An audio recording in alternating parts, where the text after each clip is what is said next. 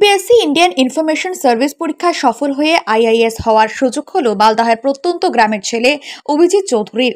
মালদহের ইংরেজবাজার ব্লকের সাতটারি গ্রামের ছেলে অভিজিৎ চৌধুরী সাতটারি উচ্চ বিদ্যালয়ে পড়াশোনার পর গৌড় মহাবিদ্যালয়ে গণজ্ঞাপন সাংবাদিকতা বিভাগে পড়াশোনা। ছোটবেলা থেকেই পড়াশোনায় মেধাবী ছিল অভিজিৎ। এরপর জেলাতে সাংবাদিকতা করার পর জীবনের প্রায় 3টি জায়গায় সরকারি চাকরি করার সুযোগ হয় তার। তবে সেটি স্বপ্ন ছিল না তার। বিগত দিনে পোস্টমাস্টার, আদালতে পেশকার এবং বর্তমানে পূর্ব রেলের আসানসোল ডিভিশনের সিনিয়র পাবলিসিটি ইন্সপেক্টর প্রায় 3টি জায়গায় কাজ করার পর অবশেষে আজ প্রায় 13 বছর পর উচ্চ আধিকারিক হওয়ার স্বপ্ন পূরণ হতে চলেছে তার এমন সাফল্যে খুশির হাওয়া দেখা দিয়েছে পরিবার সহ গোটা গ্রাম জুড়ে। গ্রাম নয়, রাজ্য থেকে এবারের একমাত্র আইআইএস হতে চলেছে মালদহের প্রত্যন্ত গ্রামের অভিজিৎ চৌধুরী। তার এমন সাফল্যে খুশির হাওয়া গ্রাম সহ জেলা জুড়ে। আপনার স্বামী কিসের সুযোগ পেয়েছে এবং কেমন লাগছে? হ্যাঁ, আইআইএসে পেয়েছে ইউপিএসসির মাধ্যমে। আর আমার ভীষণ ভালো লাগছে, কারণ ওর পরিশ্রম যদি সব থেকে কাছের থেকে কেউ দেখে থাকে তাহলে সেটা আমি। আর আমি ভীষণ খুশি, আর আমাদের পরিবারের সকলেও ভীষণ খুশি। আগে কি কাজে নিযুক্ত ছিল? এর আগে তো রেলওয়েতে ছিল সিনিয়র পাবলিসিটি ইন্সপেক্টর হিসেবে, আর তার আগে ছিল মালদা ডিস্ট্রিক্ট জাজ কোর্টের পেশকারবাবু হিসেবে, আর তারও আগে ছিল পোস্টমাস্টার হিসেবে।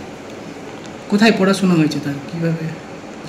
গৌড়বঙ্গ ইউনিভার্সিটি থেকে মাস কমিউনিকেশনে মাস্টার ডিগ্রি করেছে, আর গৌড় কলেজ থেকে হচ্ছে গিয়ে মাস কমিউনিকেশন নিয়ে তার আগে পড়াশোনা করেছে। কীভাবে মেনটেন করতেন এই যে পড়াশোনা এবং কাজের সঙ্গে, এটা কিভাবে মেনটেন করতেন?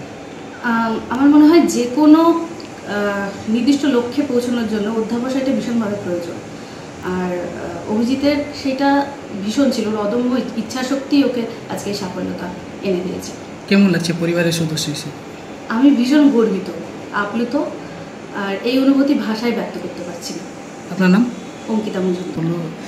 কত র্যাঙ্ক এসছে? এবং আচ্ছা, আমি senior grade of Indian information service, যেটা ইউপিএসসি কন্ডাক্ট করে, তাতে আমি সফল হয়েছি এবং আমি বাংলা থেকে একমাত্র প্রতিনিধি এবং সারা ভারতবর্ষে আমি 9th র্যাঙ্ক করেছি। কিভাবে এই প্রচেষ্টা, মানে কতদিনের আশা ছিল এটা? প্রচেষ্টা বলতে আমি আমার স্টুডেন্ট অবস্থা থেকে একটা কালচারাল ব্যাকগ্রাউন্ড ছিল, ভালো লাগার একটা বিষয় ছিল, এবং সেটাকে সাথে নিয়ে ইচ্ছে ছিল যে আমি একটা অ্যাডমিনিস্ট্রেটিভ সার্ভিস জয়েন করব, বা আমি দেশমাতার একটা সেবামূলক একটা কাজের সাথে নিজেকে যুক্ত করতে চাই। আর প্রত্যেকটা ছেলে মেয়ে স্বপ্ন দেখে, সেই স্বপ্ন আমার মধ্যেও ছিল। এবং একই সঙ্গে আমার পড়াশোনাতেও একটা ইন্টারাপশন এসেছিল। পরবর্তীকালে আমি মাস কমিউনিকেশন এবং জার্নালিজম নিয়ে পড়াশুনো করি, এবং তার সাথে সাথে চাকরি করেছি পোস্টাল ডিপার্টমেন্টে জিডিএস বিপিএম হিসেবে। মালদা থেকে 8 কিলোমিটার দূরে আদিনা স্টেশনে আমি জিডিএস বিপিএম ছিলাম।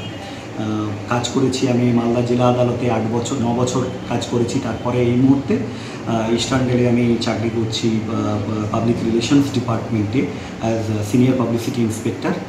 আর পড়াশোনা করেছি আমার মাধ্যমিক পর্যন্ত আমার গ্রামের স্কুলে, সাতটারি হাই স্কুলে। তারপরে উচ্চ মাধ্যমিক পাশ করেছি মোথাবাড়ি হাই স্কুল থেকে।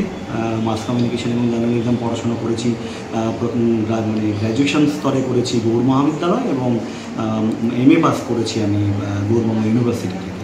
পরিবারের আর্থিক অবস্থা কেমন চলেছে?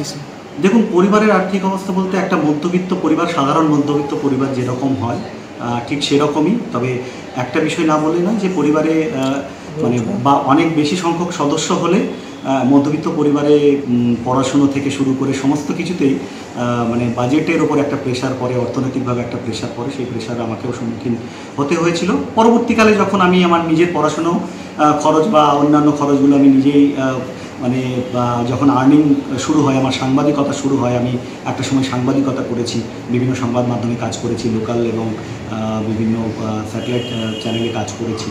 তো সেই সময় আমি আমার যে আর্থিক সংকুলন, যেটা আমি নিজেই চেষ্টা করেছি নিজে করা, এবং পরবর্তীকালে সরকারি চাকরি পেয়ে গেলে ফিনান্সিয়াল যে বার্ডেনটা সেটা ধীরে ধীরে কমতে শুরু করে। তবে হ্যাঁ, আমার পরিবার, আমার মা বাবা, আমার ভাই বোন, দাদা দিদি এবং আমার স্ত্রী, এখন আমার সন্তানও রয়েছে, প্রত্যেকের সাপোর্ট, এবং আমি যেখানে যেখানে কাজ করেছি প্রত্যেকটি জায়গাতে সাংবাদিকতা করার সময় সাংবাদিক বন্ধুদের, আবার কোর্টে যখন চাকরি করেছি তখন কোর্টে আমার যারা কলিগ পেয়েছি, এখন রেলে যারা রয়েছেন প্রত্যেকে আমাকে খুব সাপোর্ট করেছেন, আধিকারিক থেকে শুরু করে আমার যারা মানে শুভাকাঙ্ক্ষী সবাই আমি এইটুকু বলতে পারি। বর্তমানে কি হতে পারে?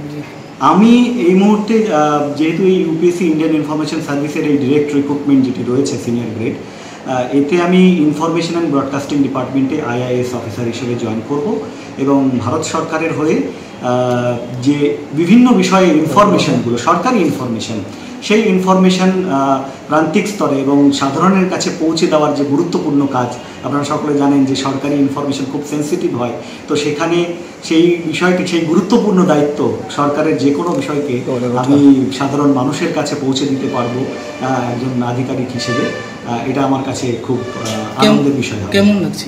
খুব ভালো লাগছে। স্বাভাবিকভাবে যে স্বপ্ন নিয়ে বড় হয়েছি, যে স্বপ্ন দেখেছি, সেই স্বপ্ন যখন পূরণ হয়, বিলম্বিত মানে এই সাফল্য, কিন্তু তবু খুব ভালো লাগছে যে আমি আমার লক্ষ্যে অন্তত পৌঁছতে পেরেছি।